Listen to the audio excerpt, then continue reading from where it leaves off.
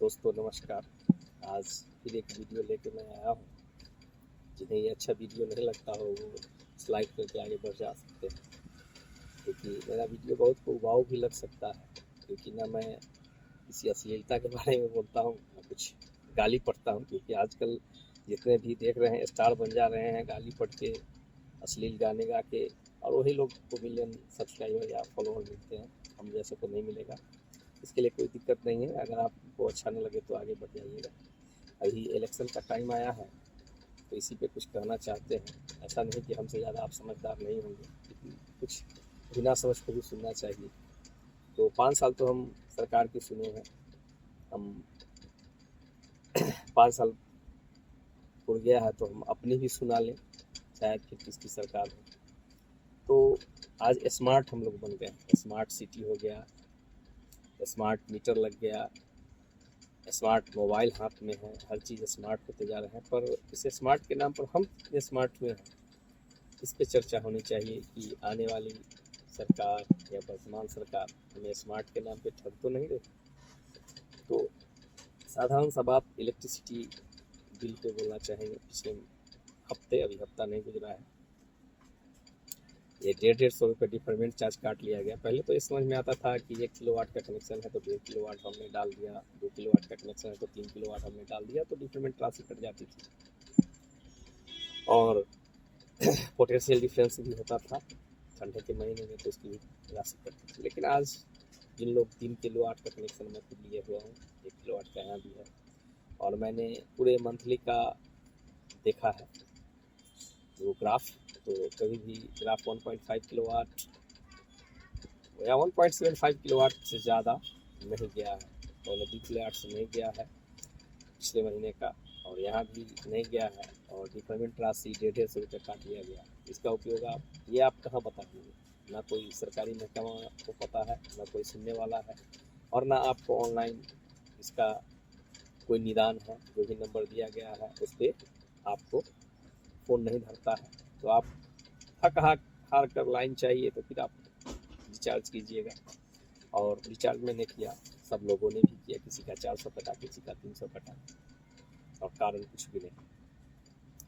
याद होगा कि स्मार्ट मीटर लगने से पहले कुटीर घरेलू में 40 यूनिट फ्री दिया जाता था, और कुटीर उद्योग वाले को 50 यूनिट बिजली फ्री दिया जाता था। उसके एवज में 2 रुपये हिसाब से 60 रुपये या 70 रुपये 100 रुपये जो भी जहाँ का चार्ज था वो लगता था।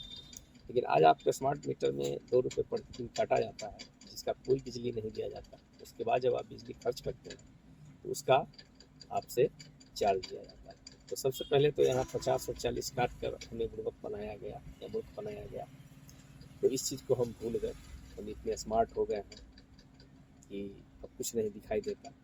आने वाला समय में इसी तरह से हमारे जेबों को ढीला किया जाता है। स्मार्ट के नाम पर स्मार्ट सिटी लगा हर जगह, अब नंबर प्लेट के नाम पे या बहुत सारी चीज़ों के नाम पे हमें स्मार्ट बनाया जा रहा है, तो उसका पैसा देना होगा, नगर निगम को या ये होगा। तो हम आप कितने स्मार्ट हुए हैं इसी चीज़ पर बात होनी चाहिए। अभी साधारण सा बात निजीकरण की बात हुई, तो निजीकरण पे आइए तो सहारा इंडिया को लेके चलते हैं। सहारा इंडिया में बड़ा ही पैसा है और डूबा हुआ है। अभी बहुत सारे नेतागण आते हैं, भाषण देते हैं, और सहारा के बारे में कोई कुछ बोलने को तैयार नहीं, बल्कि कितने निवेशक हैं ये तो आप जान रहे हैं। तो जो सरकार ही कुछ नहीं बोल रही है, क्या गारंटी है कि इलेक्शन के बाद देगी? और निजीकरण पे भी जोर दे रही है। आज निजीकरण लोग बोलिएगा तो कहें कि आपने प्राइवेट कंपनी, प्राइवेट बैंकों में अपने पैसा जमा किया इसलिए डूब गया। जनता ही बोलते हैं। तो क्या HDFC सरकारी है? ICICI क्या सरकारी है? तो HDFC से आप पैसा लिए हैं या उसमें पैसा जमा किए हैं, अगर वो भाग जाएगी तो क्या करेंगे? अब तो ये नियम है कि आपके बैंक, सरकारी बैंक भी भाग जाएगी तो 5 लाख से ज़्यादा सरकार आपको नहीं देगी, चाहे आप उसके बैंक में आपको 20 लाख या 1 करोड़ रुपया जमा क्यों ना हो। तो ये सब है निजी कंपनी होने का फ़ायदा। तो सहारा के बारे में कोई नहीं बोल रहा है, और पक्ष क्या और विपक्ष भी बोलने को ये यहाँ तक तैयार नहीं है कि हाँ हमारी सरकार अगर होगी तो हम इस पर काम करेंगे, कोर्ट के माध्यम से या जैसे भी सेवी के माध्यम से पैसा दिलाने का प्रयास ही बोल दे, प्रयास ही करेंगे, तो ये भी नहीं बोलते हैं। और हम आप क्या कर रहे हैं, बहुत सारे निवेशकों से मैं मिला तो मैंने कहा मैं नोटा का बटन दबाऊंगा, तो नन ऑफ द एबव होता है उसका अर्थ, यानी उपरोक्त में से कोई नहीं, यानी हमें इसमें से कोई उम्मीदवार पसंद नहीं। तो ये अर्थ, ये निदान नहीं है। आपका वोट जैसे पहले होता था पायलट के ज़माने में, जिसको बोकस लोग बोलते थे, ये आपका वोट बोकस हो गया, ये कोई काम का नहीं रहा, तो आपका वोट कोई काम का नहीं होगा। 50 वोट गिरेंगे, उसी में से जो निर्णय होगा कि कितने वोट 50 में से जीतने वाले को मिले और हारने वाले को मिले। तो ये नोटा एक विकल्प नहीं है। विकल्प कुछ अपना तलाश कीजिए अपने मन में, कभी बैठिए और सोचिए कि मैं कितना स्मार्ट हुआ हूँ, आने वाली सरकार में हमें क्या फ़ायदा मिला है और हम कितना तरक्की किए हैं, चाहे वह आर्थिक क्षेत्र में हो, सामाजिक क्षेत्र में हो, जो भी क्षेत्र है, स्वास्थ्य के क्षेत्र में हो, कितना हम अपने आप को तरक्की करते हुए पा रहे हैं, और कितना पहले हम कितना कमाते थे, कितना हम सेविंग कर लेते थे, आज कितना कमा रहे हैं और कितना सेविंग कर रहे हैं। तो ये चीज़ खुद आप, हम सब स्मार्ट हैं, खुद आप सोच सकते हैं। तो स्मार्ट की बात उठ ही रही है तो थोड़ा सा चर्चा कर लेते हैं।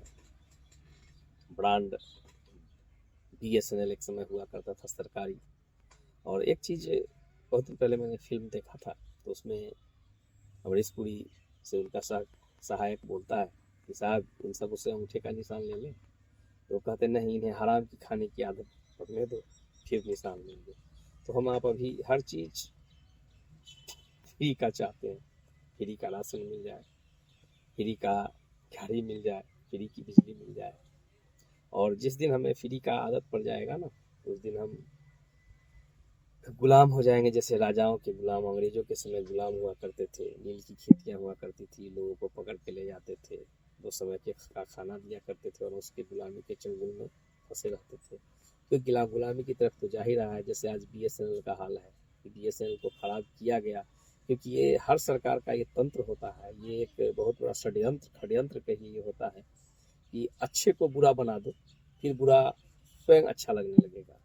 जैसे सरकारी कोई भी कंपनियों को इतना खराब, इतना उसका स्थिति को या उसके सेवाओं को बदतर कर दो, बद से बदतर कर दो कि लोग दूसरा विकल्प ढूंढने लगे। जैसे एक समय BSNL का हाल हो गया था कि 10 दिन 15 दिन गायब रहता था टावर, या बंद कर दिया जाता था, या उसकी सेवाएं नहीं लगती थी, तो लोग निजी की तरफ, निजीकरण वाली कंपनियों की तरफ दौड़ गए, और आज मुंह उठाकर BSNL की तरफ नहीं दौड़ गए।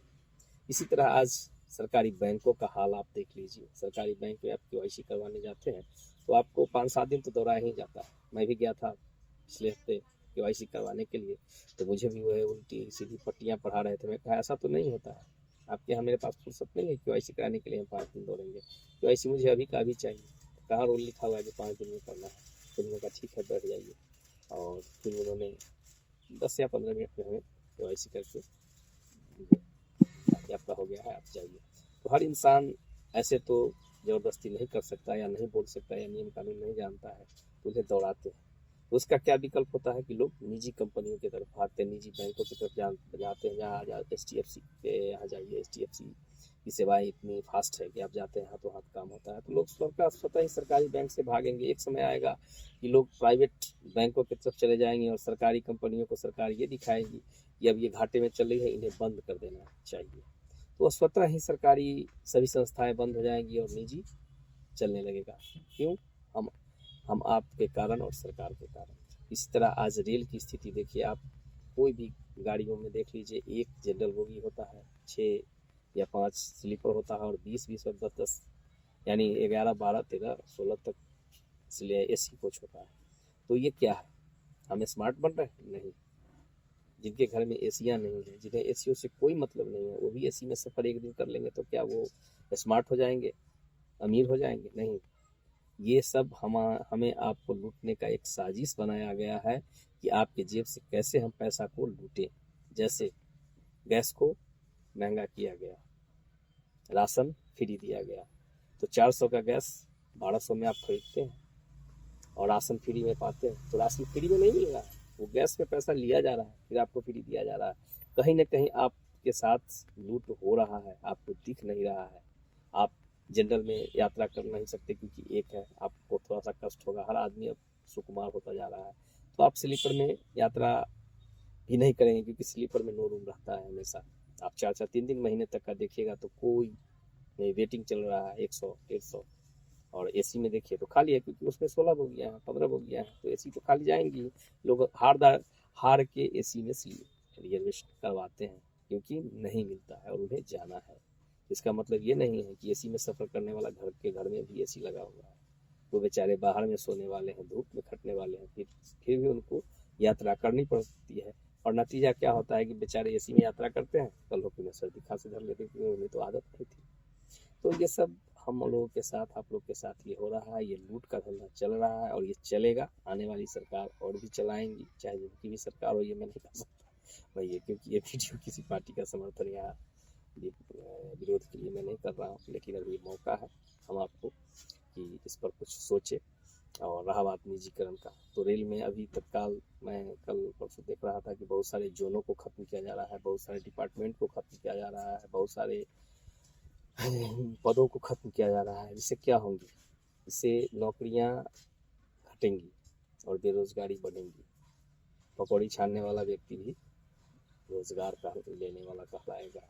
और आपको ये नए नए ठेले जो दिखते हैं ना, ये सॉफ्टवेयर इंजीनियर का ठेला है, तो ये MBA चाय वाले हैं, तो यही सब एक दिन करना पड़ता है। MBA करने की आवश्यकता है क्यों? आज देख लीजिए सरकार कितना पेचीदा कर दिया शिक्षा विभाग को ही देख लीजिए। एक गरीब आदमी अपने बच्चे को टीचर तक नहीं बना सकता। इसलिए नहीं बना सकता कि मैट्रिक कराएगा, फिर ग्रेजुएशन कराएगा, DLED कराएगा, BEd कराएगा, M.Ed कराएगा, फिर TAT पास करेगा, उसके बाद SSC पास करेगा। क्या उतना देर तक पढ़ाने के लिए, उतना समय इंतजार करने के लिए जिसके पास खाने के लिए नहीं है, क्या वो इंतजार करेंगे? नहीं, उनका बच्चा मजदूर बन जाएगा। तो हमें आपको देखिए, आज कहने में बहुत बुरा लग रहा है कि 2G का ज़माना था, 3G का ज़माना आया, 4G चल ही रहा था, 5G ला दिया गया। आज आपको फ्री का आदत दिया जा रहा है कि आप 5G पे टच करेंगे और वीडियो चालू, और ये 5 महीने 6 महीने साल भर फ्री दिया जाएगा। अभी 3000 रुपये में, 2999 रुपये में 1 साल का 4G का पैक आता है जिसमें 2.5G मिलता है। और आने वाला समय में 4G को स्लो कर दिया जाएगा, 5G को फास्ट किया जाएगा और रखा जाएगा महीने का चार्ज, 1 साल का चार्ज 5000 रुपये। फिर भी आप देंगे क्योंकि आपको आदत लग गई है, या दारू की नशा की तरह है जो आपके सर पे चढ़ जाएगा और जिसकी आवश्यकता नहीं होगी फिर भी आप कराएंगे। तो आप कितने स्मार्ट हैं, 5000 रुपये देकर अपने पॉकेट से और वीडियो स्लाइड करके देखें। तो ये सब आपको फंसाया जा रहा है और फांसने का ये प्रयास है जो किया जा रहा है सरकारों के द्वारा। और आपका पॉकेट कितना ढीला होगा, आज हर व्यक्ति के हाथ में स्मार्ट मोबाइल है। 5 व्यक्ति घर में है, 5 के पास स्मार्ट मोबाइल है, कमाने वाला एक है और पैसा ढीला हो रहा है, जिसकी कोई आवश्यकता नहीं थी। तो इस तरह से नौकरियों की संख्या घटेगी, बेरोजगारी बढ़ेगी और हमें मुफ्त का भोजन मिलेगा। ये इसी पे आशा रखते चलिए और इसी तरह आगे बढ़ते चलिए। रहा बात ऑनलाइन बिजनेस का, तो ऑनलाइन बिजनेस आने से जितने भी छोटे वर्ग के व्यापारी हैं वो खत्म हो गए। जैसे परसों की घटना मैं बताता हूँ कि परसों ये चीज़ हुआ था। एक कस्टमर मेरे पास आया, कहे कि आप इतना बता रहे हैं और आपके कहने से 200 रुपये सस्ता हमें ऑनलाइन पंखा मिल रहा है। मैंने कहा दिखाइए जरा। मैंने देखा तो ये बजाज कंपनी की थी, जिसमें मेरे पास जो था उस पर लिखा हुआ था बजाज SS नियो, और उन्होंने जो खरीदा उस पर लिखा है बजाज नियो। तो यहाँ पर क्या है, कंपनियाँ पल्लाइस यह कह के झाड़ ली कि मैंने जो आपके काउंटर पे दिया है वो हाई स्पीड है, HS का मतलब हाई स्पीड होता है, और जो ऑनलाइन बिक रही है वो सिर्फ नियो है, उसका RPM कम है। तो ये कह के तो कंपनियाँ हमें सांत्वना दे दी कि भाई हम हाई स्पीड बेच रहे हैं, और ग्राहक को उससे क्या लेना देना है। सभी ग्राहक तेज तर्रार नहीं हुआ करते, उन्हें तो सिर्फ पंखे से मतलब है, चाहे वह बजाज का हो किसी का हो, सस्ता होना चाहिए। तो ये कह के कंपनियाँ जा रही, तो कंपनियों का ये बहुत बड़ा षड्यंत्र है कि आने वाला समय में व्यापारियों द्वारा सामान न बेचा जाए, किसी को रोजगार देकर सामान न बेचा जाए। कंपनियां मशीनों के द्वारा निर्माण करेगी और ऑनलाइन अपने साइटों पर बेचेगी। उन्हें अमेजन, फ्लिपकार्ट जैसे प्लेटफॉर्म की भी ज़रूरत नहीं पड़ेगी और वो डायरेक्ट टू होम सेवा देगी। तो एक दूसरे से जुड़े हुए व्यापारी भी आने वाले 2019 से तो ये हाल है कि खत्म ही होते जा रहे हैं। बहुत सारी दुकानें बंद हो गई, 2 साल के थाने खत्म हो गई और अभी खत्म होने के कगार पर हैं।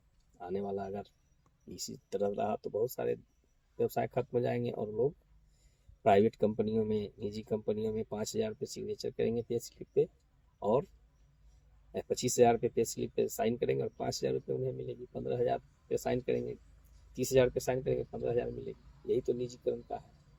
तो निजीकरण को बढ़ावा न दीजिए।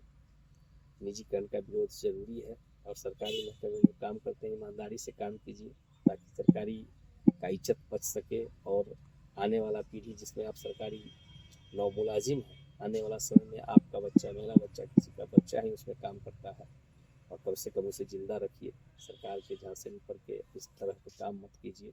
और रहा बात स्मार्ट पे चर्चा हो रही, तो देखिए कि आप किस चीज़ में स्मार्ट बने हैं। बिजली में स्मार्ट बन गए हैं, मोबाइल में स्मार्ट बन गए हैं, रोड में स्मार्ट बन गए हैं। क्या आपके जीवन में ही स्मार्टता आया है? क्या आपके बच्चे भी स्मार्ट बने हैं? वीडियो स्लाइड करके दिन भर देखते हैं।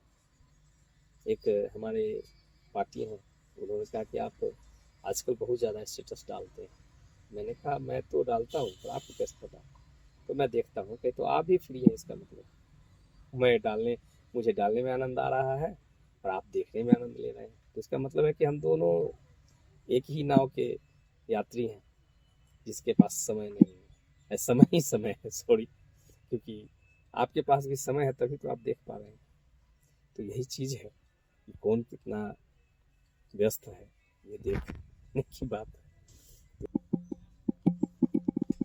तो यही चीज़ मैं कहना चाह रहा था कि जितने भी निवेशक हैं, एक बार सोचिए कि कैसे हम लोगों का पैसा वापस आएगा और कैसे आने वाला समय हमें अपने आप को बेहतर महसूस कर पाएंगे, बेहतर लाइफ अपने बच्चों को, अपना और देश का होगा। ये देखकर नोटा नहीं दबाएं, कोई ना कोई विकल्प चुने जिससे कि आने वाली सरकार को भी ये लगे कि जनता हमारे विपक्ष में खड़ी है, हमें जनता के लिए काम करना है, स्वयं का काम नहीं करना है। अभी आप देख लीजिए नज़र उठाकर, बड़े बड़े नेताओं के बच्चे क्या कर रहे हैं, ऐसे ऐसे नियम तोड़े जा रहे हैं और ऐसे ऐसे नेताओं जिन पर 100 आरोप था वो भी अभी साफ सुथरा हो जा रहे हैं और अच्छे अच्छे नेता जिन पर कोई आरोप नहीं है वो भी, उन पर भी कालिक होता जा रहा है। तो ये जनता है, ये पब्लिक है, सब जानती है। लेकिन सहारा का बात कहना चाह रहा हूँ कि सहारा के निवेशक जो भी हैं का खुद एक बार सोच लीजिए कि हमारा पैसा कैसे आएगा। सरकार की गंदी राजनीति में नहीं पड़िए और नोटा का बटन भी नहीं दबाइए। मिलिए, जो भी अच्छे उम्मीदवार हैं उन्हें आप सपोर्ट कीजिए।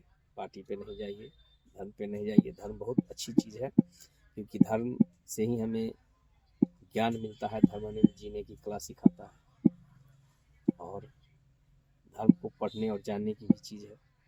तो मैं धर्म पे ज़्यादा चर्चा नहीं करूँगा क्योंकि ये गलत चीज़ें हैं। धर्म हर इंसान का निजी है।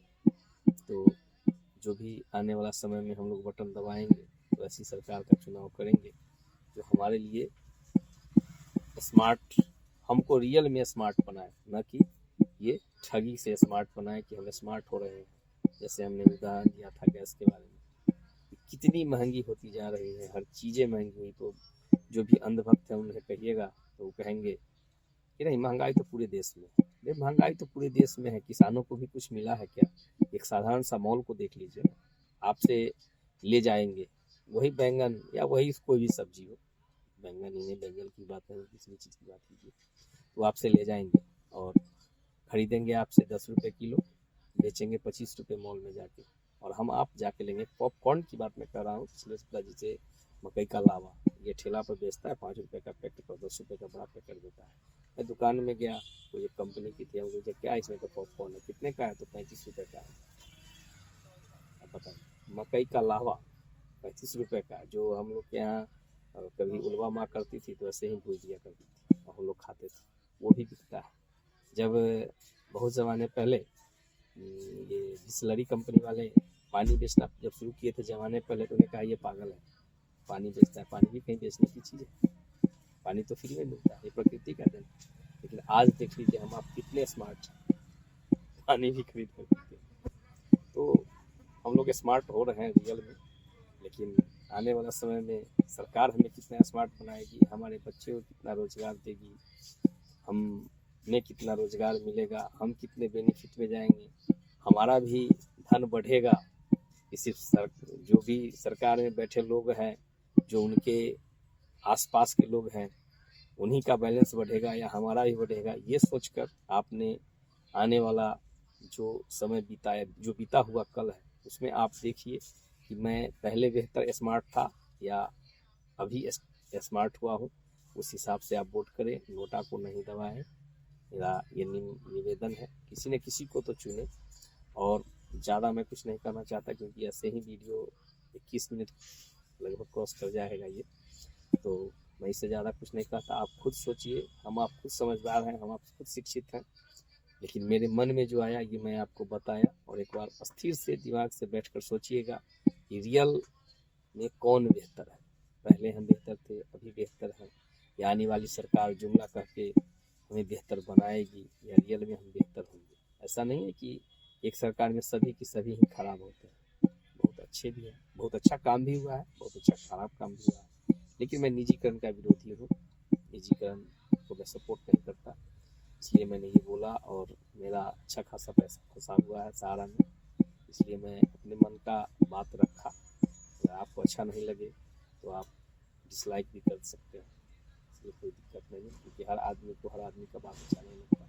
इसी तरह कहने के लिए तो मन में बहुत कुछ, पर वीडियो बहुत ही ज़्यादा लंबा होगा और आप भी कहेंगे कि मैं उठ गया आपका सुनते सुनते। इसलिए बस आज के लिए इतना ही।